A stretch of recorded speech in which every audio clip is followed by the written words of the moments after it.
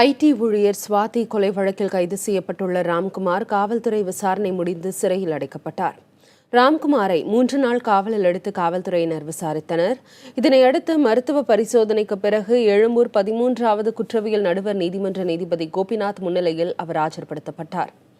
அப்போது ராம்குமாரிடம் பெறப்பட்ட வாக்குமூலம், விசாரணையின் போது எடுக்கப்பட்ட வீடியோ பதிவு ஆகியவற்றை காவல்துறையினர் நீதிபதியிடம் தாக்கல் செய்தனர். பின்னர் ராம்குமாரிடம் நீதிபதி அரை மணி நேரம் விசாரணை நடத்திய பிறகு அவரை புழல் சிறையில் அடைக்க உத்தரவிட்டார். ஏற்கனவே அவரது நீதிமன்ற காவல் வரும் 18ஆம் தேதி வரை இருப்பதால் அதன் பிறகு ராம்குமார் மீண்டும் நீதிமன்றத்தில் ஆஜர்படுத்தப்படலாம் அல்லது வீடியோ கான்பரன்சிங் மூலம் நீதிபதி விசாரணை நடத்துவார் என தெரிகிறது.